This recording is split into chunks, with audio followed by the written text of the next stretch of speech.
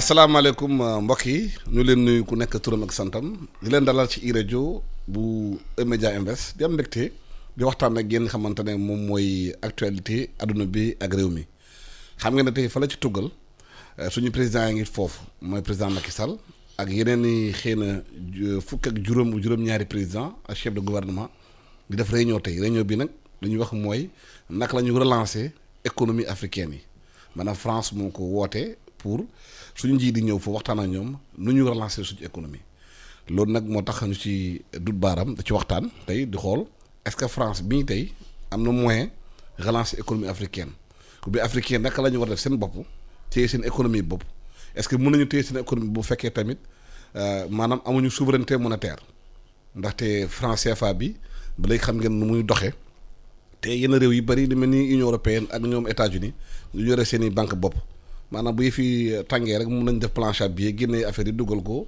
dawal seen économie ab réew nag bu yoru sa économie sa bopp yoroo souveraineté monétaire est-ce que mun nga relancer économie li ñu ko war a dañ ko war a defee ak dañ ko war a waxtaanee moo tax ñu am tey mbégte di dalal ay kàngam fii ci studio bi di waxtaan ak ñoom ci loolu da ci njëkkee kii di Serigne Ousmane Beye di économiste te tamit di intervenir université Cheikh Anta Diop bu Dakar di ànd ak tamit Abdou Diaw kenn du ko président du Sénégal de journaliste économie bi xarañ xam liggéeyam tamit mun a faram-fàccee pour ñu mun a xool lan moo nekk ci biir lan mooy luuxur bi ci biir yëf yi ñu ngi gërëm di leen sant Abdou Diaw est-ce que France fu mu toll nii mun a relancer économie africaine yi am na moyen.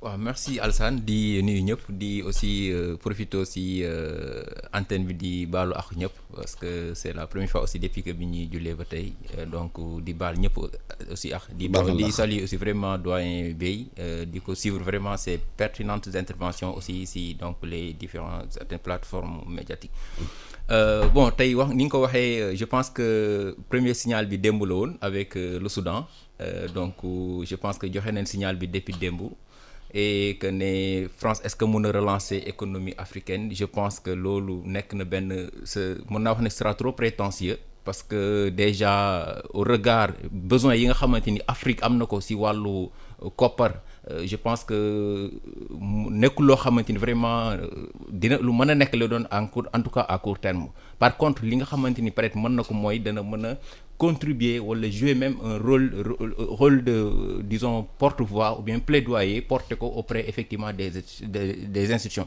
mais aussi il faut ñu souligner que ne France nekkul ne moom kese tey boo demee Paris moom kese tey France uniquement moo nekk si mooy jouer en tout cas tout ce qui est rencontre boobu noonu. am na ñeneen Banque mondiale mi ngi fa FMI mi ngi fa. ak secteur privé yi effectivement ñu ngi foofu donc France day nekk benn genre porte-étendard day nekk benn koo xamante ni dafa jiitu si mbir mi aussi ñu ngi démb bi may déglu avant-hier le ministre de l'économie sénégalais bi mu Amadou Hott bi mu wax ne Macky Sall même fait des sponsors ci nga xamante ni mooy donc pour vous dire que ñoom benn duo la boo xam effectivement ñoom mën nañu wax ne ñoom ñooy disons porter voix bi mais nekkul ne ñoom kese en tout cas France kese moo nekk derrière effectivement tey boo xoolee Chine mi ngi war a participer mais à distance Banque mondiale FMI déjà la directrice elle est sur place donc je pense que la question mooy pourquoi ñu amee ko France pourquoi tey lié bi ñu defee ko France xam nga boo xoolee tey France en tout cas boo xoolee les dernières études ou bien les derniers rapports yi nga xamante ni disponible na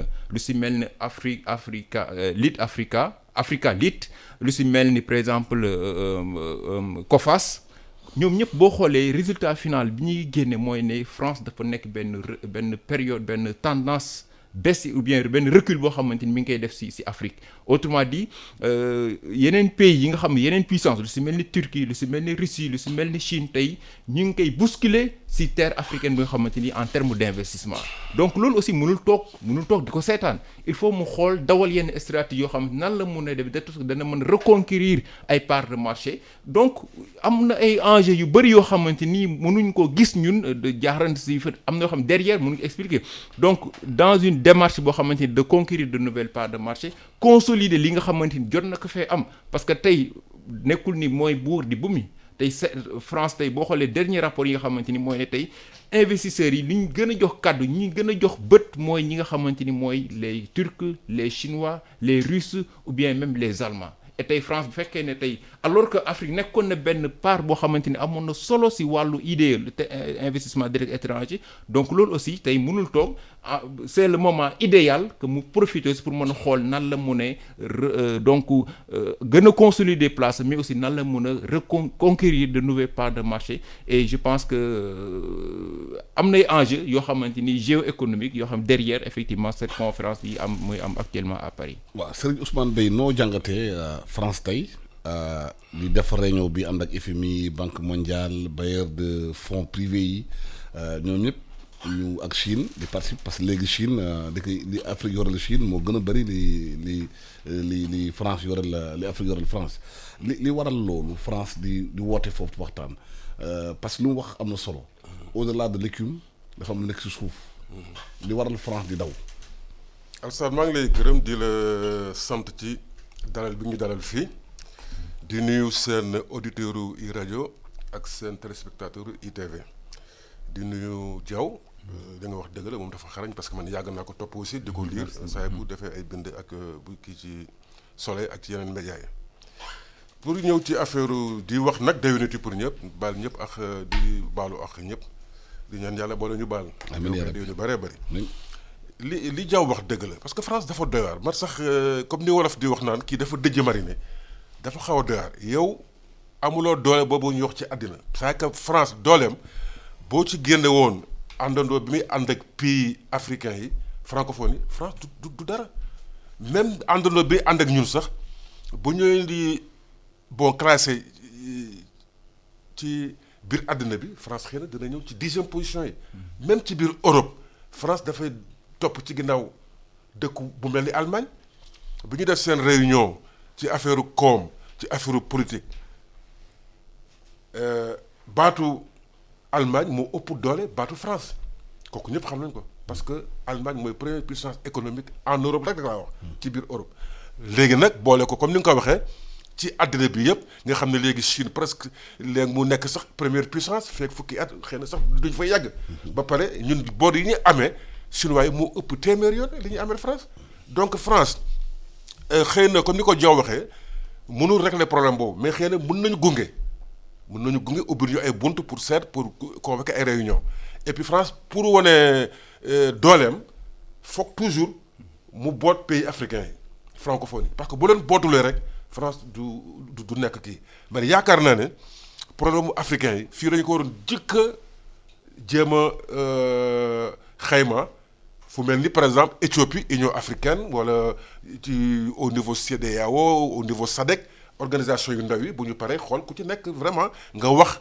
parce que fi ñu nekk dem nañu foofu mais pays africain yëpp nekkuñu fa dañ leen représenté je crois que xëy na lu mat fanweer xaw ma 30 ñoo fa nekk ak lu topp bon évidemment institutions yi ñëw nañu ak club de Paris club de Londres ak yooyu ñi nga xam ne daal dëkk yi amee na leen bor waaw xëy na nag bu ñu fa toogee France moom non seulement li ñu ko ameel ci bor boo koy xayma ak li ñu ameel chinois yi mu ëpp foofu te xëy na sur le plan politique xëccoo bi ak yooyu am na yoo xam ne xëy na chinois wala américain du ko may France waaye France am na stratégie boppam pour continuer di puiser ressources africaines yi parce que bu amatul doole xam na nu muy defee pour wut place gën a am place ci Afrique waaw loolu moom dëgg moo tax réunion bi am loolu moom dëgg la parce que bu ñu delloo tur sax gannaaw dinaa dugg foo xam ne xëy na mais pour mu expliquer di nga wax dëggal ko wax nañu affaire génn ci franc CFA pour dugg éco man wax naa ko ci ay télévision di ma gën a yéemu mooy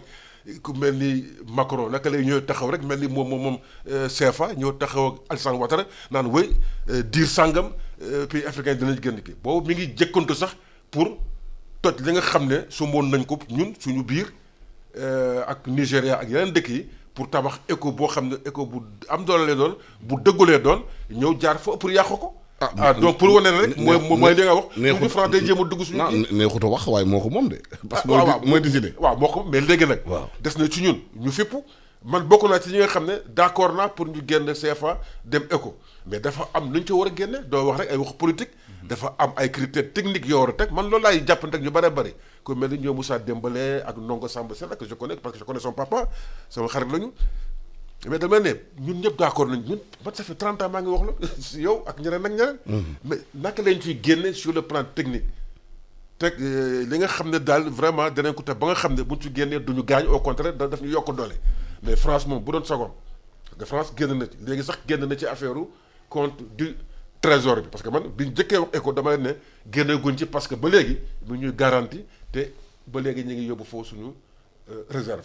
ñu jékki-jékki ne léegi réserve génn nañ ko foofu waaw léegi ñu génn suñu réserve mais France nañu bàyyi ñun ñu doxal suñu yëf du dëgg je crois que moo gën. mais est-ce que yaakaar nga ne Abdou Diaw France dina bàyyi ñu defal suñu yëf nu ñu neexee parce que économie am ci dafa reposer suñuy exploitation suñu ressources yi et franc CFA bi tant que mu ngi fi te pays africain amuñu maanaam levier monétaire ou bien souveraineté monétaire bi économie bu ñuy wax rek dañ koy wax nii rek pour neexal nit ñi waaye économie amul. waaw en fait boo xoolee Covid bi mu amee aussi boo xoolee bi ni en fait bi nekkee phase riposte Sénégal ak yeneen pays africains yu si bëri tey déjà il faut ñu xam ne Covid bi dafa laal pays yëpp. ngeen boo xoolee dernière évaluation yu BAD defoon. pendant 25 ans si 25 ans Afrique mu ngi doo ko reconnaître benn mu ngi doog a amaat beneen récession. xam nga loolu aussi nekk na loo xam ne day montrer que ne mbas mi laal na sunu koom de telle sorte que vraiment conséquence c'est désastreux. Et puis ñun ñu xool on a c'est-à-dire pays développé nañ ay stratégie de mobilisation de ressources Sénégal déjà dafa def lu ñu tudd ay coupe budgétaire pendant ay 10 lignes budgétaires yoo xam ne da koy éliminer lu si mel ni ay conférences lu si mel pour mën a dajale benn xaalis dañuy def ay réorientation même budgétaire parce que xoolaa nañ budget bi tàppaa nañ defaa nañ ko de sorte que danañ def ay fonds Sénégal jot na même ay apport si partenaires internationaux yi lu si mel ni Banque mondiale lu si mel ni FMI BAD même li gën a yees si mbir mi mooy Sénégal dem na ba activer même li nga xamante ni lu rare lay doon activer lu ñu tuddee les DDS les droits de tirage spéciaux. quote-part mu gën a mu retiré 400 millions de dollars correspondant à 226 milliards de francs CFA. loolu bu amee rek nga xam ne kon situation bi doy na waar. et tout récemment motagul sax un mois Sénégal encore une fois te bu muy retiré 226 milliards yooyu c'est à 100% la retiré woon quote-part am yooyu noonu tey mi ngi ni jotaat na 300 milliards yoo xamante war na kaa jotaat si DTS. donc pour vous dire que situation bi toll na foo xamante ni bon métti na de sorte que da nga activité levier yooyu yëpp. maintenant ban stratégie lañ mën a mettre en place mooy ñu xool le marché international mooy tey déjà loolu bokk na si message yu nga xamante ni le chef de l'État lancé woon na ko mooy ñu annuler ou bien ñu suspendre dette bi et je me rappelle très bien le pape aussi moom porté woon na voix boobu la CIA la commission économique africaine aussi porté woon na voix à travers Vera Soye mais aussi nañ xam ne Emmanuel Macron bekk na si dirigeants européens yu njëkk a lancé que nañu annuler dette africaine une annulation massive si je reprends bien ces termes loolu la waxoon. donc tey day nekk benn continuité boo xamante ni benn message bu mu lancé woon dès le début. pourquoi nag maintenant France comme ni ma ko waxee mais aussi nañu souligner benn affaire le club de Paris. boo xoolee lu ñu tuddee initiative de suspension du service de la dette. maanaam intérêt ak amortissement yi nga xamante ni dañ koy fay créanciers yi club loolu dette bilatérale bi la concerné. te ñeen xam ne dette bilatérale bi ñaar ñoo ko porté woon sur initiative de suspension boobu mooy club de Paris ak le groupe G20.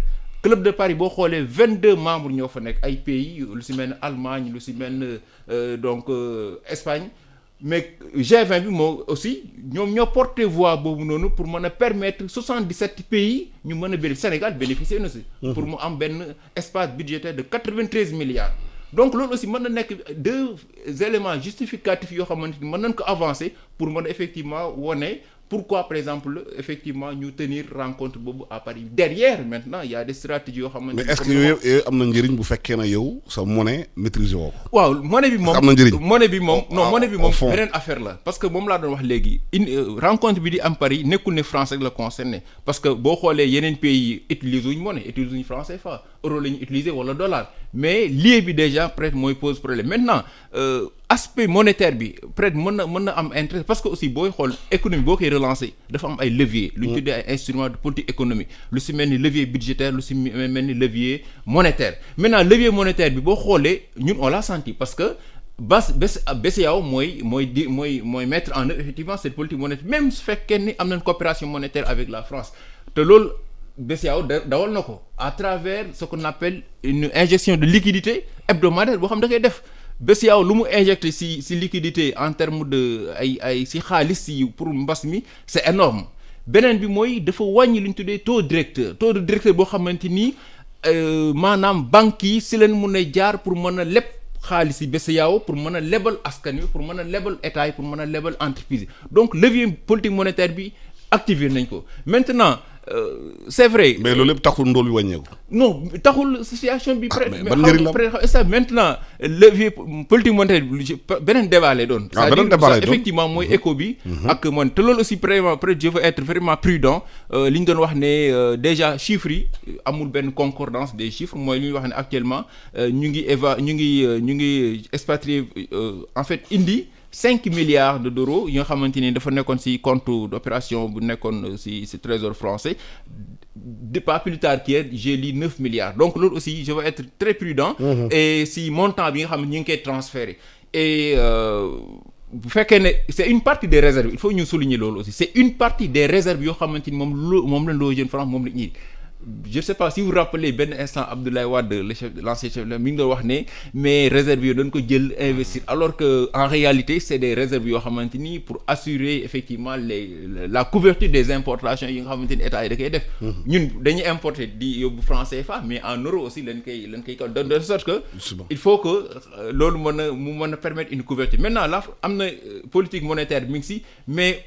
En réalité, avec la réunion d'aujourd'hui, je ne pense pas que c'est mon point de vue là que effectivement politique monétaire n'est qu'un des sujets intéressants par si débat boobu c'est plutôt actuellement 2 éléments moo si am. te c'est paradoxal. parce que 2 points essentiels moo nekk si au menu de cette rencontre annulation de la dette et stratégie de mobilisation des ressources mais loolu noo ko mën a def yow yaa ngi demander à ce que ñu annuler dette bi en même temps nga xool yan matukaay la ngeen mën a mettre en place pour mën a mobiliser des ressources financières c'est contradictoire mais loolu yëpp bu amee est-ce que dafa fekk ñun africains yi ak sénégalais suñu bopp dañoo mënut a béyal suñu bopp dundal suñu réew dañoo mën a mobiliser une épargne interne pour dawal suñu réew ñuy topp conférence yi di daw talal loxo rek. waaw dëgg la loolu aussi comme ni ko kii waxee Diaw. c'est l'incapacité. effectivement dans le pays à faire des choses pour nous-mêmes. oui am na ay leviers yoo xam ne foog nga activer ko lu mel ni par exemple DTS yi. ko foog nga def ko banque centrale aussi loolu mooy liggéeyam. waaw mais boo béyoon dundal sa bopp. waaw foofu laa jëm transformer say produits fii. xam naa ne doo wut DTS yu bëri. voilà foofu laa jëm c'est que banque centrale aussi moom rôle mooy loolu. c'est-à-dire day activer le taux directeur mu yëpp mu wàcc pour réguler le marché monétaire comme ni mu ko waxee daf koy wàcce pour banques yi comme que moom mooy banque yi. banques yi voilà c'est kii pour ñu mën a relancer l'économie avec la consommation. par exemple CFA garanti par l'euro. waaw mais CFA bi justement kooku wax nañ ko. kooku foog ñu dellu si. parce que aussi comme ni nga ko waxee pour nga développer sa dëkk te contrôler sa monnaie kooku c'est très difficile. il faut que ñu am indépendance monétaire autonomie monétaire. comme ni nga ko Cheikh Anta Diop daan waxee rek pour nga développer sa dëkk doo ko def ci làkku jàmbur foog nga def ko ci sa làkku bopp xam nga yooyu yëpp aussi. ay débat la yoo xam ne foog dinañ ci waxtaan ëllëg. mais léegi problème bi comme ni ko Diaw waxee mooy non seulement am na yoo mais c'est plus ou moins contradictoire mais foog ñu ànd. maanaam foog nga jéem parce que kon ni ma ko waxee dañu réorienter ay ressources yu bari yoo xam ne dafa am fu ñu ko. waroon dugal mbas mi ñëw ñu am fanaan fu ñu ko dugal dem nañu sax ba activer par exemple le déficit budgétaire xam ngeen ko c'était 3% je crois au niveau de l'UEMOA mais dem nañu je crois ba 6%. yëpp c'est des instruments de politique économique yu ñu def léegi amel parce que donc war nañu def yooyu pour économie bi mën a jógaat. mais économie pour mu jógaat foog xaalis ñëw mais xaalis pour mu ñëw foog bor bi ñuy ameel ñun yeneen réew yi wala yeneen institutions financières yi foog ñu xoolaat ko bu dee institutions financières yi nañ ko renégocier poussaat délai yi et cetera bu dee dette multilatérale ak yooyu ak ay état wala ak ay état ak yooyu kooku dañu demander ñu annuler ko man bokk naa ci ñi nga xam ne dañuy wax nañ ko annuler parce que pour ñaari raison historique benn bi mooy tubaab bi tooñ nañu ci affaire esclavage bi tooñ nañu ci affaire colonisation boo koy wax am na ñoo xam ne dañu naan kii il est nostalgique dafa bëgg dellu gannaaw mais plan Marshall bi mu amee c'est parce que dafa amoon guerre mondiale Europe yàqu américains yi xam nañu ne bu ñu bàyyee Europe noonu te suxluñu ko mu jóg économie mondiale bi sax mën na ci jaar yàqu. na sax ñu ne foog ñu dimbali Europe. mais xam nga ñu ngi wax mbirum dette bi maanaam bor bi. waaw est-ce que bor bi bor bu baax la woon est-ce que bor yu ñu jël ñun. dañuy dem lebi investir fu ñu war a investir. parce que ñu bëri ne nañu boo amee bor da nga war a investir massivement dans les infrastructures. pour créer croissance. voilà mais boo jëlee bor di fayee salaire ba jël bor di ko politiquer est-ce que loolu moo rattrapé pays africain ñuy laaj dañuy effacer bor yi. voilà kooku nawet dëgg la di nga wax parce que man wax naa ko ba tey sax moom laay wax une dette positive. parce que ou bien une dette négative. boo lebee di noos moom. c'est-à-dire que boo lebee da nga koy dugal foo xam ne dana jur koom encore.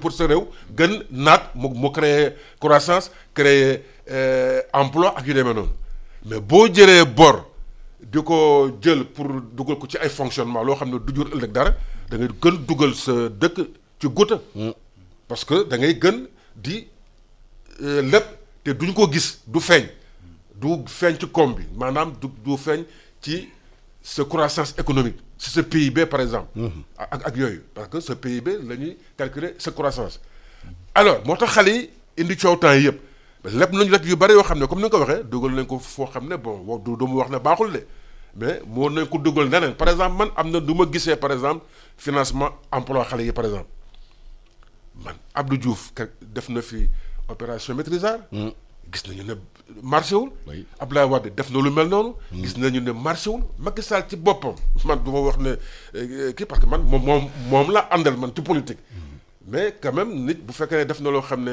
xëy na def na erreur da ko koy wax pour mu jéem a jubanti moom tamit am na ay financement yu mu def yoo xam ne man am naa beneen gis-gis ban la boobu sama gis-gis tey wax naa ko ci ñetti journaux génne nañ ko Enquête Quotidien ak Soleil et te Enquête mi ngi ko génne bis bi ñuy ubbi conférence bële Diamniadio conseil présidentiel bi te di ma wax ki représenté Fonds monétaire te déggoowuñu maag moom loolu la wax nee na il faut moderniser l'économie informelle parce que ñun dama ne mbas mi man j'avais la chair de poule sama yaram daw ne xam naa yow dal na la bi ñu tëjee frontières yi dama ne lambaa yi ngi bëgg ñaaw kat parce que kenn dematul kenn dikkatul te ñun yëpp dañ koy jégaane suñu lekk dañ koy jégaane suñu ceeb dañ koy jégaane lu ñu am même bu ñu bëggee faju sax dañuy génn daw dem bitim réew ci ñu ko mën yu bëree bëri yoo xam ne vraiment yàlla won nañu ne ci mbas mi ne li ngeen daan doxalee kat foog ngeen soppi ko ngeen doxalee neneen. man fa laa bëgg nag poser question bi est-ce que soppi nañu nu ñu doon doxalee. dafa mel ni mbas bi passé na ou bien mu ngi waaj a passé. soppiwuñ ko fu nekkoon tey lambaay gën a ñaaw. soppiwuñ ko man nee na dara waratul mel na mu meloon te waratu ko mel sax d'ailleurs war nañu soppi nu ñuy doxalee maanaam xaalis bi ñu jël di ko dugal di ko jox xale yi bu doon sama sago man dañuy moderniser suñu secteur économique ni ko Diaw waxee presque 90% suñu économie.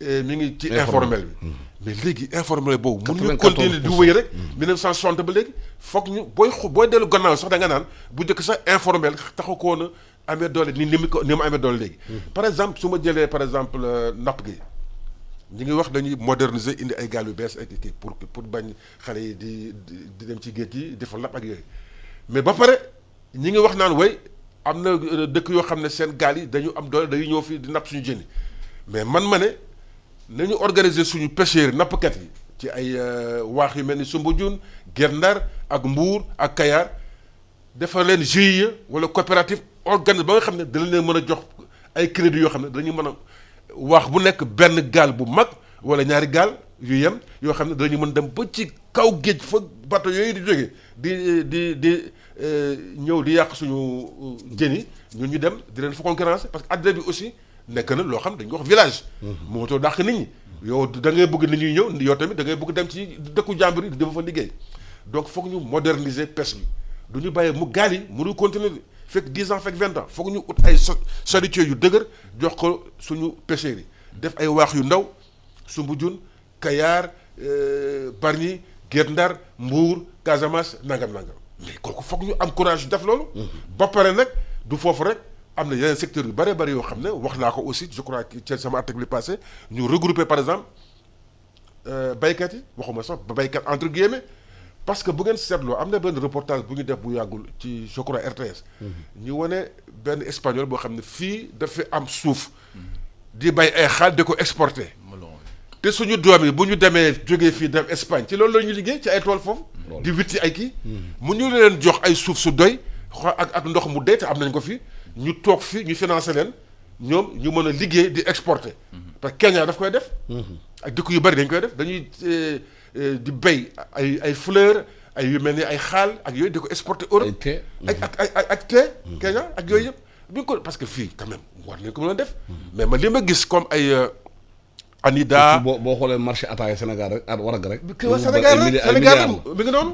naan deuxième troisième quatrième. xaalis la gars yi naan xaalis. ay milliards la ñuy dépensé pour importer ataaya. waaw warga kooku war nañ waaw pour importer warga kooku war nañ ko mu def fii. bay warga fii. bon léegi par exemple loolu par exemple bu ñu ko jéemee moderniser mbay mi pour xale yi mën a toog kon dootuñu jël gaal di dem di dee ci bitim réew bi ñëw jël par exemple napp gi. moderniser ko te bu ñu fàtte ne aussi affaire xaalis amoon na projet yu bët Sénégal yàgg na.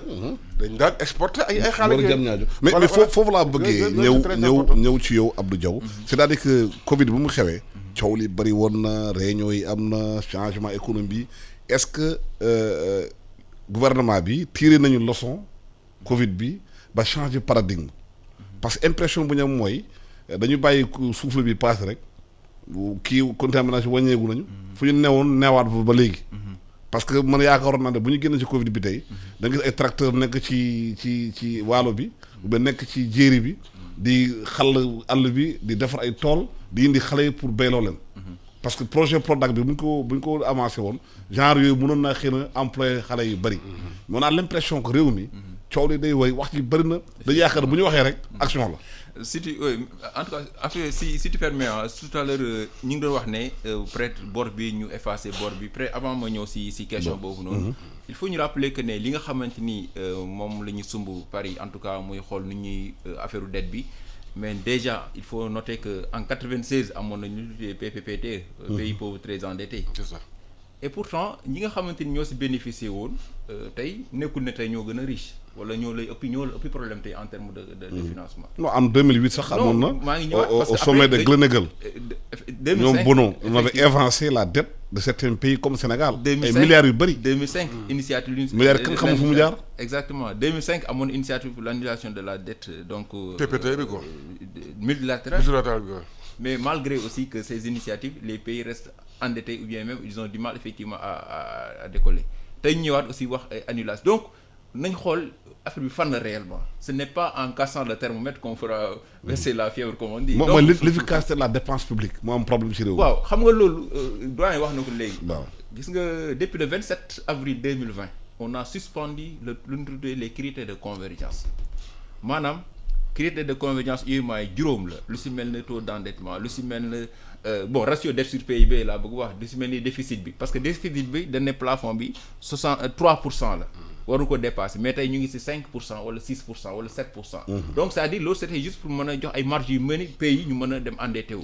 donc li nga aussi mobilisation nañ xool nan lañ mën a mobiliser parce que c'est très intéressant ñu affaire industrialisation boobu noonu. bu fekkee ni ñun tey dañu réussir woon la politique d'industrialisation dañu réussir tey affaire lu ñu tuddee les secteurs productifs li nga lu si mel agriculture lu si mel pêche et cetera on a loolu duñ soxla sax danañ am benn richesse boo xamante ni danañ ko créer à partir de ces secteurs de telle sorte que ñun dina mën a jéggaani di dem lebi xaalis boo xamante ni. tey dañ koy continuer.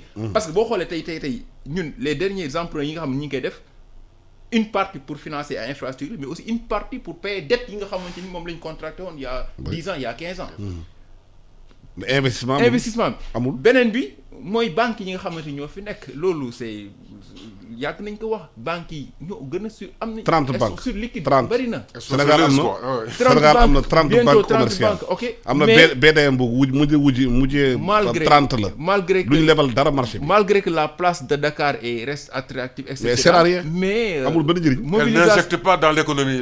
oui mais loolu nag état Sénégal la. non en fait loolu. boo xoolee responsabilité état Sénégal la mooy état moo war a imposer réforme bancaire pour banques yi financer économie.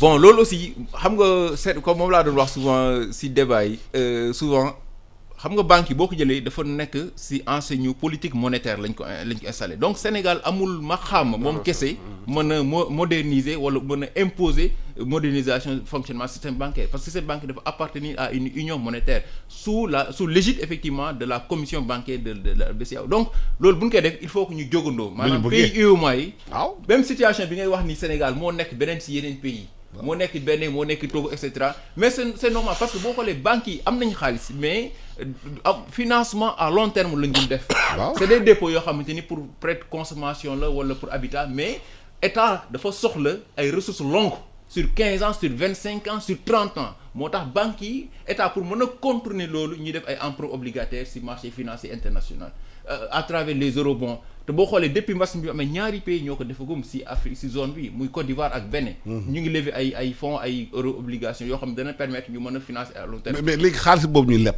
fan lañ koy dugal est-ce que xaalis bi dugal nga fi nga ko war a dugal. waaw xam nga créer richesse ci réew mi. bëgguma woon sax dama bëggoon. non dafa am importance loolu. waaw c'est vrai xam nga dette moom mënul ñàkk Alassane. waaw mais d'accord mais une bonne dette. oui une bonne dette effectivement parce que boo xoolee mënoo jël dette di ko payer ay salaire c'est pas intéressant en réalité. waaw li nga xamante ni mooy am dette bi nga xam mobilisation de financement yi nga xam mais nañ ko effectivement xool d'abord il faut nga avant ngay mobiliser finance il faut nga définir ay projets ba pare. foo koy dugal. après nga xool fi nga koy dugal. moo tax ma un peu reste perplexe par rapport 450 milliards yi nga xamante ni annoncé nañu affaire emploi parce que man mënoo ñëw jël 100 000 francs 50 000 francs 200 000 francs jox ko koo xamante ni amul benn expérience en matière de création d'emploi. ndax lekk rek. mieux vaut soutenir secteur privé bi. appuyer li nga xam mooy l'existant d'abord. diagnostiquer situation bi mën a accompagner secteur privé bi dana permettre ku mën a assigner la nag ay obligations. ne la dinaa la jox 200 millions mais il faut nga jëlal ma 100 personnes. loolu bu ñu ko defee je pense que danañ atteindre objectif sans pour autant tout en maîtrisant les risques. nga contrôler. exactement.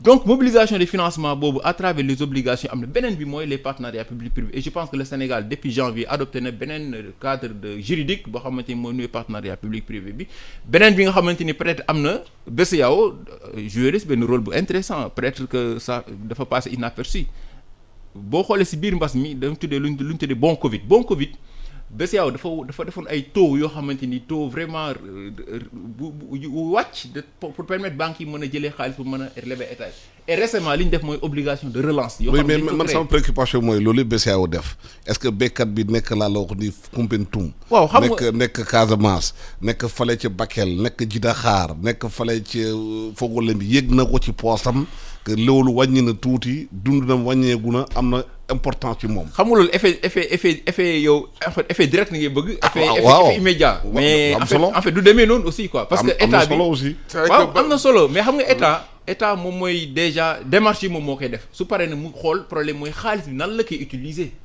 fa laay waxee. effectivement xaalis bi nan la koy utiliser comme lu ñuy wax naan croissance ne se mange pas et cetera mais en réalité croissance bi lan la comme ni ko waxee. léegi bien réparti elle se mange. c'est juste. effectivement benn taux variation boo xam ne buy PIB produit intérieur brut. maintenant pour mën a ñëw vraiment si sa question tout à l'heure nga excusez-moi aussi parce que dama expliquer déjà affaire PPP mooy est-ce que ñun tey tiré nañ ay leçons si mbas mi. déjà li gën a am solo pour mën si sukkandiku mooy ñun ban stratégie lañ def pour relancer économie Sénégal li ñu def mooy lu ñu tuddee PAP 2A plan d'action prioritaire ajusté et accéléré. avec 6 priorités 6 initiatives yoo xamante ni état bi mi ngi koy envisager lu si mel ne disons autonomie sanitaire lu si mel ni pharmaceutique industrie pharmaceutique bi alimentaire bi aussi am na yeneen comme relance industrielle bi je pense que tey état bi en tout cas jàpp naa ne tiré na leçon si loolu maintenant reste à mettre en œuvre initiative foofu laay waxee surtout mise en œuvre bi ak évaluation waaw mettre en œuvre aussi il faut nga am les ressources nécessaires pour mën a mettre en œuvre déjà parce que boo xoolee plan de ñu ngi ko évoluer ak 14 000 milliards de francs CFA. 14 700 milliards de francs. da nga koy lebi. mais foog nga lebi ko Alassane si état secteur privé xam nga ñaata la war a participer 1/3 soit 4 000 milliards. mais est-ce que épargne interne mënu mobiliser loolu. épargne interne bi banques yi moo fi nekk te moom laa la expliqué naa la banques yi mënuñoo répondre effectivement. Sénégal yore seen saako xaalis seen kër yi bu ñu ko génnelee. bon ñooñu aussi c'est beneen paire de manches boo xam ne. c'est l'épargne interne oui effectivement l'épargne interne domestique bi en fait am na mais boo xoolee. nan lañ ko mën a opérationnaliser comment nan lañ ko mën a opérationnaliser déjà banques yi moo fi nekk les assureurs aussi mais c'est C'est des milliards. c'est un matelas financier boo xamante ni mi ngi fi te ñoom fan la ñuy jaaree pour mën a financer c'est à travers les OAT obligations assimilables de trésor ak les BAT les bons assimilables de trésor c'est-à-dire les titres publics yi nga xamante ni moom la état bi di émettre sur le marché financier international sur le marché financier régional les investisseurs institutionnels quoi. donc c'est les investisseurs institutionnels xaalis am na fi maintenant état bi ñoom aussi souvent bu ñu lay jox xaalis dañ lay jox avec un taux boo xamante un taux rémunérateur bu intéressant parce que xaalis boo ko jëlee yow da ngay dem placer ko foo xamante ni dina la mën a jural avec un taux d'intérêt boo xamante ni yow da nga si mën a gagner. donc ak surtout les PPI les partenariats publics privés je pense que c'est extrêmement important. beneen point bi mooy un environnement des affaires pour mën a attirer les investisseurs parce que xaalis am na si àdduna bi. problème bi mooy nan nga mën a capturer effectivement xaalis bi transféré parce que dem nañ benn période avant si biir Covid bi bay gars yi ba dem ba ay taux négatifs c'est-à-dire que ne les gens préféraient jënd or denc ko. pour mën leen a jural ëllëg que ñu jël seen xaalis di ko placer. mais loolu dafa la ay réforme soo bëggee nañuy indi seen xaalis dugal sa réew boo nekkee réew mu nga am législation aussi du travail travailleurs yi heure bu la neex ñu grève bu la neex Rwanda amatu fa xam nga. te employé mënul dàq travail nu mu ko neexee kenn dugal xaalisam fii gis nañu fi usine chinois bi karo yi ak manifestation yooyu dañuy bloqué activités yi man bu ma nekk investisseur gis ko Sénégal dama dugal sama xaalis fii. absolument même Belgique loolu moo leen gaañ parce que seen syndicat dañu am doole ba nga xam ne. waaw borom xaalis dañ see sax xaw a ragal dugg di nga wax dëgg la mais aussi comme ni ko Diaw waxee am na lu ñuy wax l'environnement des affaires. moom sax ci lañ doon basé wu toujours ci notation doing business parce que borom xaalis yi aussi duñu dugg seen xaalis fu nekk foog ñu am ay assurance am sécurité moo tax keroog ci benn plateau nee naa xale yi taal dëkk bi yam na lu ñuy wax risque pays ak risque souverain. nit ñi bu ñu ñëwee ñoom moom seen xaalis sax bu ñu ñëwee ne fee ngi tàkk dañ naan man kat fii mënu ma fi dugg xaaral ma dem Guinée xaaral ma dem Côte d'Ivoire xaaral ma dem et cetera yooyu foog ñu bàyyi ci xel léegi. man xam naa li ngay xalaat Alassane effectivement li nga wax dëgg la c'est que foog léegi xaalis bi ñu dugal ko foo xam ne nit ñi dinañ ci teg seen bët ne. dëkk bi kat mi ngi avancé mi ngi jëm xale yaa ngi liggéey. parce que da ngay nekk député assemblée nationale. nga woote budget. ñu war a tabax benn école Fumihara. budget woote nañ yow député bi xamoo ñaar dina fu mu dugg da ngay woote rek dem sa yoon boo demee Fumihara gisoo fa école mais woote nañ ko ci budget bi. am na ku ko lekk. léegi naa lay wax aussi benn affaire saa yi que. dëgg am na ku lekk xaalis bi te ñëw ci école bi. te yow député bi ñu fal dafoo contrôle bi nga war a def ci sa liggéey. yaa ngi tudd tey autorité de député yore sa carburant di wër réew mi. oui ça c'est un problème de contrôle de suivi de l'argent public. bu ñu investir. effectivement boo demee Ndakaaru tey tali yëpp a toj. c'est même le processus de contrôle qui pose problème. waaw. léegi et pourtant il y a des fonds qui ont été votés pour l'entretien routier. c'est ça te gisoo ko ci Ndakaaru. oui bien sûr. mais loolu état bi mooy responsabilité mooy bu ñu ko joxee xaalis réew mi dañ leen dénk ñu xam dañ leen dénk xaalis réew mi dañ ko war a utiliser à bon escient. suñu faiblesse. waaw mooy entretien mooy suivi évaluation. waaw mais loolu nag bu ñu ko amee ci réew nag gis nañ ko barki démb ci affaire stade yi. waaw léegi fu ñu jëm léegi nag. da ngay dem Europe ñu tabax stade. stade dana am 50 ans da nga naan kii kenn mësu ko réflexionné. parce que entretien bi chaque jour. ñu ngi defar stade bi. mais lu responsabilité ñu yore nguur gii la. waaw loolu la. mais léegi bon est-ce que. waaw bon léegi pour dellu si mais état bi aussi ay politiciens ñoo ko yor te actuellement am nañu pression boo xam ne mi ngi seen kaw jeunesse bi def na ko surtout ak li xawoon mars début mars foog ñu wone ne ñun kat dégg nañ leen. gis nañu seen mbëbët dinañ ko jéem a saafara problème bi mooy loolu mais loolu man dama yaakaar ne dafay rek aj waaw ñu ngi pour ëllëg ñu ngi xeex local yi. local la ñuy xeex li xale yi local yi doon kaas maanaam dañ koy renvoyer à plus tard. ay découpage Dakar ak yooyu moo fi nekk. li nga xam ne nag mooy ñun fi ñu bëgg ñu jëmale fa léegi koom bi paradigme bu bees bi maanaam moderniser secteur informel bi kooku dafay loo xam ne du comme nga jël xaalis rek ne bon maa ngi financé DER kooku dafay laaj temps. laaj liggéey foog nga def ay structure en profondeur. foog nga former nit ñi qualification foog nga def lu ñuy wax par exemple Dia wax na ko yow wax nga ko man sax wax naa ko ci sama yi ma bind convention entreprise emploi. mais def nañ ko fi. def nañ ko mais ak banque mondiale mais dañu rendre compte parce que Abou Kane. toog na fi waa FASEG bokk na ci équipe bi doon saytu loolu. waay mi ngi doon ils sont rendu compte xale yi ñu jël ci entreprise yi. ñu si bëri leen yóbbu ñuy def ataaya. ñii di def ay coursier. jànguñu fa dara. te defuñu benn évaluation xaalis bi perte na.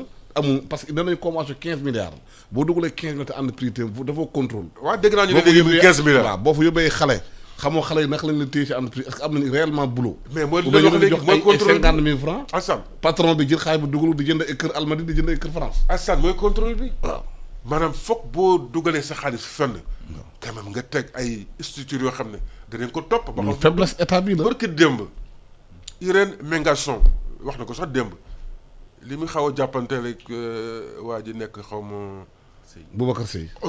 mais nee na ñun quand même Union européenne duñ jël suñu xaalis dugal ko par di nelaw. wax nañ dëgg. wax na dëgg. ñoom bu ñu dugalee seen xaalis dañ koy topp ba fu mu fifteen bi ci mujjee fu mu dugg. donc moo tax mu wax ne kii li mu wax du dëgg ñun xam nañu ne ñooñu quand même duñu caaxaan du ay banque mondiale ak ay di dugal seen xaalis fu ñu xamul donc pour wane ne ñun suñu foofu la ñuy pêché.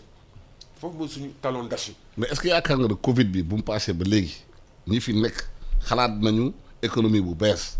man de mais dañu nekkaat lu ñu nekkoon démb ak barki démb rek. man en tant qu'universitaire en tant qu'économiste mënuma lu dul sama xalaat ma wax ko bind ko joxe ay pistes de réflexion léegi nag gis naa ñu bari j'ai des retours mais est-ce que ñi ci kaw ñi nga xam ne ñoo yor nguur gi dégg nañ ko wala et cetera. voilà malheureusement comme ni ñu ko doon waxee léegi ñoom li leen gën a ittee mooy saafara coow mi fi jëboon ñu fay ko ko ñu fay ko ba buy ñëwate sax na ñëw fekk ñaari at fekk ñetti at mais du faj pour man du faj vraiment définitivement loolu di koy faj mooy moderniser secteur informel mënuñu dëkk man bind naa 1995 benn téere bu ñuy wax la PME sénégalaise gestion informelle et défi de modernisation. mais ñoom créé nañu ministère de la transformation informelle. ana ministère boobu. waaw gisuma ko ban. ban liggéey dafa ko. voilà donc aussi ba pare nag am lu ñuy wax aussi l'homme qu'il faut. à la place à la place qu'il faut aussi. absolument. par exemple. ressources humaines ñun bi ñuy def les assises nationales dañu ne woon sax léegi il faut faire appel à candidature. mootuñu rek def léegi ay nomination politique. ah bu poste feeñee nañu ay Sénégal ñëpp a yem xale ñëpp a yem ñoo même dignité ñoo jàngoon nangam ku ci nekk da nga war a am chance boo dëkkee Tambacounda wala Fongolé mi nangam ak ki dëkk Dakar bu ngeen amee même diplôme da ngeen ñëw ngeen concourir c'est pas parce que yow sa papa lii la wala yow da ngay def politique que ñu war la ko jox bàyyi kële yooyu c'est important par exemple man su ma dellu see tuuti ci gannaaw des fois damay gis par exemple am na benn pas buy am toolu ay banaana yu bëree bëri ay booru Casamance xaw ma Sédhiou mais kooku ñu ngi koy dimbali sax mais bu ñu ko doon gën a dimbali avec un volontarisme xam nga kooku ñu def ko foofu ba nga xam ne dootuñu sax soxla. importé comme ni ko Sékou Touré nee na moom moo ñu dundal. ñu ngi ko defee tëj frontière bi ñu defar suñu ñu ngi ko defee ci ginaar yi. ci ginaar yi defee ko noonu ci banaan bi. c'est ça. defee ko noonu ci jën yi. ba pare exploiter les chaînes de valeur. parce que du rek da ngay ñëw rek nga bay banaana wala nga bay. kii transformé dafa am ay chaînes de valeur. yoo xam ne dafay créer emploi day indi valeur ajoutée. parce que ñun par exemple ma joxe rek benn misaal. bu ñu jëlee suñu matière première exporter ko de façon brute en Europe. mais ñun ñi ngi liggéeyloo ay doomu européens yi. bu leer. te ñun suñu doom yi dañuy chômer. bu ñu importer tamit loo xam ne moo nee ko defar fii. ñi ngi liggéeyloo doomu chinois yi. doomu japonais. mais suñu doom yi dañuy taxaw di attaaya gu dégg bëccëg. bu ñu xëyee bis jékki-jékki rek fipp rek indi ay coow comme li amoon keroog. dañu war a moderniser financer suñu secteur informel ça c'est important bu ñu ko mënu sax def à 100% ñu def ko à 30% à 50% ak yu demee noonu ba nga xam ne dinañu créer ay valeurs lu mel ni Adidas lu mel ni Prodac pour man c'est des genre de projet expérimental la mais bu ñu defoon volonté massive foofu volonté politique def investissement massif par exemple foo mel ni Prodac ay Adidas mais yóbbu fa xale yi former leen même sur place sax foo dugal comme ay genre cluster sur le plan économique des pôles de développement je crois que même le président l'avait pensé nga xam ne en même temps da nga fay def même centre de formation xam nga fu accompagner xale yi mu nekk loo xam ne dafay durer 20 ans 30 ans 50 ans nguur gu ñëw xam ne li kat baax na kat nañ ko continuer parce que Abdou Diaw ñu bëri dañu yaakaar ne Covid bu amee état bi da gën a ñëwaat ci au cœur de l'économie parce que gis nañu Europe bu yëf yi tàngee Macron dafa indiwaat état français au cœur de l'économie.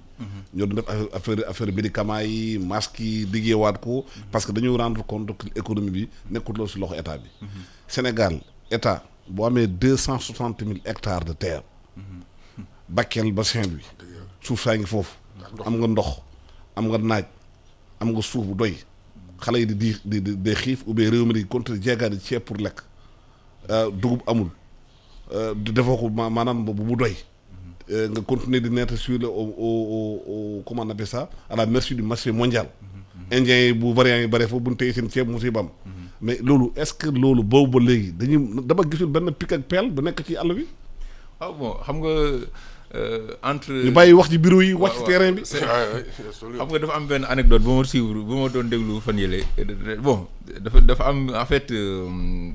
Un de nos compatriotes en fait mu dem si disons un ministre français après mu ne ko mais yéen comment nan ngeen def ba ngeen développer nii nan ngeen def ba seen ngeen train yi daw fii bon infrastructure et cetera mu ne ko ñun de on parle moins quoi ay atelier ay conférence ay séminaire vraiment dañ ko épargner quoi. si loolu daal dañu mettre trop l'accent sur pratique quoi.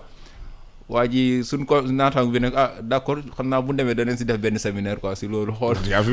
c'est si man. déjà donc porte partie théorique bi que effectivement parce que moom laa doon wax léegi xam nga est-ce que tiré nañ leçon état. boo xoolee on a fait preuve de c'est-à-dire li nga xamante ni moo xew mooy en tout cas c'est la lecture que j'ai yi mooy interventionnisme donc keynésianisme donc dafa moom lañ gis quoi maanaam autrement dit xam nga dans les courants de pensée boo nee intervention de l'État c'est-à-dire mettre l'État au cœur effectivement de l'animation de l'économie nationale autrement dit que tey État moo waruñ jël économie bi rek bàyyi ko ñi nga xam ne secteur privé bi bàyyi ko ñi nga xam ne moo ñuy que ne ils ne sont préoccupés que la recherche du profit te loolu bu ñu ko defee day am benn déséquilibre l'aspect social sera tué donc État bi tey je pense que déjà le fait que 1000 milliards aussi nag jàpp ne tout est liquide am na loo xamante ni c'est des faveurs fiscales accordées yi entreprises yi donc il faut que analyse globale ci côté boobu état bi déjà le fait que mu créer fonds boobu mu wane na ne effectivement lui il est au cœur et lui qui est aux manottes par rapport effectivement aux manettes par rapport à l'animation de l'économie nationale beneen bi tey boo xoolee il a mis en place parce que 200 milliards yoo xam ne comme ligne de crédit pour accorder ko les petites moyennes entreprises les grandes entreprises et cetera mais loolu mais condition ñi teg yi moo métti de sorte que taux de décaissement bi xam nga ñëw ne def naa 200 milliards pour les entreprises te ñi xam ne dañuy dem lebi xaalis boobu boo leen tegalee condition jëkkuñ ñaar dërëm effectivement te entreprise yu bëri nga yore leen ay bor fayoo leen seen bor exactement xam nga ne wax ji day bëri rek effectivement en plus conditions yi sont extrêmement difficiles franchement demander nañ à ce que ñu assouplir ko pour que ñu mën a payer parce que bu lay laaj ay 4-5 derniers bilans financiers certifiés et cetera te nga nag informel boo noo koy defee beneen bi li si am mooy état bi certes nangu na la accorder nangu na la accompagner mais li lay accompagner danaan le 70% ngay maintenir salaire yi mais accompagnement boo xamante ni c'est plus des charges de personnel que effectivement des charges d'investissement loolu aussi problème la maintenant est-ce que tirer nañ ci leçon mais concernant avantage opportunité yi am man keroog je ne sais pas si c'était ITV ou bien beneen chaîne télévision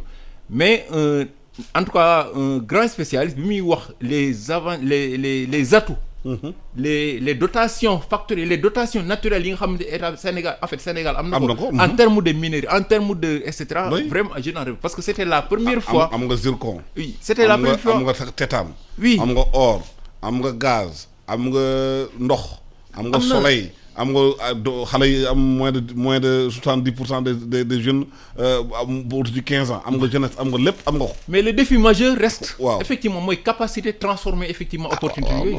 ñi ngi wax solaire mais solaire bi xam nga ne par exemple Maroc ni mu ko réussir tey. waaw mais ñun déjà est-ce que am nañ foo xamante danañ mën a capter effectivement. danañ mën a transformer wala am foo xam ne des lieux pour mën a stocker et cetera déjà loolu am donc le problème majeur reste la capacité l'industrialisation reste la transformation. Côte d'Ivoire bi ngay jël c'est les chaînes de valeur quoi. chaîne de valeur bi Côte d'Ivoire Ghana bi ngay jël ñu nga xam boo leen boolee plus ils font plus de 60% de production mondiale en termes de cacao. Mais li ñuy transformer dafa néew que par rapport ak li nga xam mënoon nañu ko tirer. beneen bi nga xamante ni CIA defoon na commission économique africaine mooy ne anacarde bi nga xamante ni tey c'est vraiment ay milliards 15% lañ si transformer en Afrique. alors que yeneen pays ñi ngi dem ba ay 85 bu ñu demee transformer ko def ko sous forme de produits manufacturés jaay ñu ko beaucoup plus cher. donc tey. mais sans que poser des questions ba am solo. mooy le choix de ressources humaines. Oui. est-ce que ñu fa teg attan nañu liggéey bi xam ko ba mun ko transformer. loolu parce que aussi boo joxee nit ki xam lu mu xamul aussi. effectivement oto bu gën a rafet boo ko joxee ko chauffeur bu mënul dawal. fu nekk la koy mbëkk. loolu moom je pense que dafa nekk benn problème bu yàgg la ay koo xamante ni est-ce que parce que malheureusement politique bi moo ñu empêché si côté. waaw mais parce que man li ñu comprendre mooy sénégalais soo dem ci bitim réew diaspora sénégalaise c'est les meilleurs partout. Alassane j'ai eu la chance. man gis naa États-Unis Raphaël Ndiaye c'est un sénégalais mooy defar Alcatel en Californie mooy defar téléphone yi mais ñooñu sénégalais xamuñu leen te ñu am ay xam-xam mun ko def. pour ñu jël ay politiciens rek di nekk ci réew mi. Assane ñu jël xaalis bi rek di ko détourner. Assane pour excusez-moi si point boobu li nga doon wax nii. waaw en 2019 octobre 2019 bi ma demee di couvrir assemblée annuelle Banque mondiale FMI Washington. ambassadeur bi dafa convier effectivement donc tous les Sénégalais qui travaillent dans ces institutions mais ku nekk man dama toog presque j'étais le seul journaliste bu nekkoon si salle bi ils sont au nombre de 150 voire 200. macha allah un certain Dème moom mooy président bi mais ku nekk bu mu décliner son identité. mais vraiment bon en tout cas je n'en revenais pas. parce que des gens yi nga xamante ni dans le domaine de l'énergie dans le domaine et cetera. En tout cas c'est incroyable. mais loolu mooy problème réew mi parce que soo demee ñu ne la Sénégalais bu tudd Barthélemy Faye c'est lui qui a restructuré la dette grecque nekk une personne nga xamante ni internationale mën a liggéeyam ñooñu nekk ci bitim réew duñ leen liggéey réew mi. waaw mais aussi il faut. politiciens no toog rek ci réew mi loolu c'est vrai di def la neex. mais bu ñëwee problème la mais bu ñëwee aussi ñu teey parce que dinaa signaler loo xam ne am na fi bëkk démb xaw ma histoire bu amoon. réunion conseil d'administration Petrosen ci ñaari kàngam yoo xam ne wax dëgg yàlla. waaw ñoom ñaar ñëpp dañoo am xam-xam. waaw mais ci école yu baax la leen. mais dañoo war a dem jëli. man dafa la xarit sax mais bari na seen man-man. indi leen ñu liggéey ci réew mi. mais nag Alassane. waaw balaa ñu jeexal pour ma ñambaas ci loo xam ne. ñambaas y a trop de vraiment parce que nañu bàyyi. Babacar Ngom mu liggéey. waxuma ne Babacar Ngom dafa war a dem def lu ko neex ci àll bi mais dafa nekk doomu réew mi am fu mu commencé. foo xam ne métti woon na démb ñëw bu yàlla indi ko ba fii mu am alal bëgg ko investir ci dëkkam bëgg ci dimbali réewam nañ ko bàyyi mu liggéey. waaw mais dafa laaj concertation. lu lépp dañuy wax concertation. respecté ku nekk ay say droits. mais am na ñoo xam ne aussi dañ fi nekk rek. pour fagaagal pour yàq. mais man bëgg naa ñu wax ci Sénégalais yi nekk bitim réew. diaspora sénégalaise bi am xam-xam. c'est énorme waaw mais kooku depuis président Wade lancé woon na appel nee leen ñibbi si leen.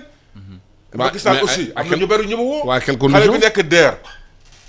bitim réew la nekk. waa quelle condition aussi. amoon na ñibbisi ñëwal waa ñibbisi yan condition nga ñibbisee. waaw lay bàyyi nga liggéey. gis nga Alassane. waaw man j'ai eu à échanger effectivement avec des compatriotes yi nga sont xamante prêts à ni revenir. vraiment non je vous dis ñoom lu ñu lay wax parce que après bi ma dégloo loolu après bi may échanger ñoom lu ñu lay wax parce que aussi comme on dit il faut bouillir la marmite et cetera yow tu ne peux pas mënoo toog nekk ci benn milieu boo xamante ni tu as tous les avantages. Oui. On t'accueille comme un roi. Oui. mais nga ñëw fii ñu lay buntu xataal. Ah oui. mais vaut mieux. parce que mënoo nekkee bitim réew ne am say diplôme jàng ko egg fi niveau bi nga am xamante say avantage. ne am benn ministre bi nga xamante ne mënul tax dafa rapport. mais mooy li ma wax sànq rek. il faut qu'il faut la place qu'il faut. y a des xam nga problème la nga am ministre bi nga xamante ne ministre bi li nga koy wax mu du ko dégg. xamu ko Et malgré ça, ce qui faisait effectivement la particularité du Sénégal, bon, c'est vrai, le Sénégal n'est pas doté au plan, etc., ressources naturelles, bon. Mais loolu économie. Mais c'est ce que j'ai dit. Économie bu ñu wax ne loolu mais la. l'économie du savoir. Waaw. Le Sénégal, fi ñu ko daan distinguer si àdduna bi mooy ses ressources humaines. Bien sûr. Ces ressources humaines. Maintenant, on est en train de perdre effectivement cette. Parce que loolu avantage boo parce que xoolee. système éducatif bi xam ngeen ko boo ci Ah, demee ouais, ay volontaires et vacataires nag. Ouais, dañuy ouais, former ouais, booy yi ouais, nag. ouais, ouais. xam nga booy wala université léegi laa la ko nii musiba naaru lay la. mais da ngay toog sax di jàngal xale nga naan kii ndax am na bac. da ngay wolof. Amadou Ali Dieng daana wax naan mooy ñu jaar entre les mailles du filet. mais ñu ngi bëgg a bari léegi. ah waaw. te xam nga danger la pour un pays. mën naa sax dem ba xaw a sori. bu wax ne am na ci ñoo xam ne sax dañuy jàngale mais dafa mel ni boo leen dégloo ñuy wax seen jàng dafa xaw a des xale yi léegi quoi muy ci. est-ce que loolu daara ju mag ji di daara yu ndaw yu nag. est-ce que loolu bu ñu bëggee réew mi su naataat est-ce que loolu war nañu ko xoolaataat. foog ñu xoolaat ko Alassane. éducation bi c'est que le capital humain. foog ñu xoolaat ko ba ci base bi ba ci classe des tout petits. ñu malheureusement comme ni ko Diaw waxee. Sénégal boo demee ci yeneen dëkk yi. dañu naan soxlawul nga def ay séminaire demal Sénégal ñu ubbi seen tiroir loo fa soxla am na fa. def nañ fi conférence pour l'enseignement supérieur def nañ fi des assises de l'éducation. def nañ fi assises yëpp yoo xam ne nag. waxoon assise nationale de. bi Macky nekkee en place. def nañ assises yu bëree bëri ay kii. pour kii mais malheureusement. ñëpp a ngi ci ay trois yéen a nag. donc léegi nag yéen a gère dëkk bi. léegi nag du ma wax ne aussi lii nguur gi def baaxul. Macky pour man. des na mi ngi ci bonne voie. ça il faut l'encourager. mais dafa des. nit ki nag boo ko bëggee nag bu ñu ne sangul kii la ko mën a wax rek mooy ki nga xam ne mooy sa mbokk wala moo la bëggal lu baax mooy sa xarit. fa ànd nañu def na lu baax mais dafa des comme ni ñu ko waxee nag aussi foog mu xoolaat aussi ñi muy teg ci ay bërëb ak yooyu parce que souvent ay déception day am da ngay jël nit wóolu ko teg ko fenn li nga doon xaar ci moom doo ko gis. yooyu yëpp en fait moi en tout cas je peux me tromper mais ce que j'ai constaté. En tout cas le chef de l'État. Bon, un peu mieux impulse le leadership, malheureusement ça ne suit pas. La communauté, si ça ne suit pas, tu changes les collaborateurs, c'est son. Boo mënul nga dindi leen def Sénégalais man Sénégalais am nañu. bu ñu dindee politique bi rek. war nañu liggéey ba Sénégal. bien sûr. bañ a kii parce que APR la bokk mu la ñu war a nommer. ñu nommer ni kii parce que mën liggéey. Gis nga c'est vrai, on donne souvent l'exemple de Rwanda. Bon, même j'ai eu la chance de faire Rwanda 2-3 fois, mais pour vous dire que là-bas, c'est vrai, c'est les ressources humaines qui comptent. Absolument. Le ministre qui avait 24 ans, 25 ans, le ministre là, c'était une fille, hein, vraiment. Moom moo doon nekk ministre chargé de questions technologie numérique et cetera xam nañu c'est son domaine c'est ingénieur la xam nañ ne vraiment kooku day leer ne c'est nekkul ne par exemple ay connotation wala ay apparence et cetera mais xam nañ ne c'est une personne boo xamante ni am na capacité yi am na toutes les compétences qu'il faut. mais ñu mettre pour mën a effectivement dynamique effectivement xëcc dawal.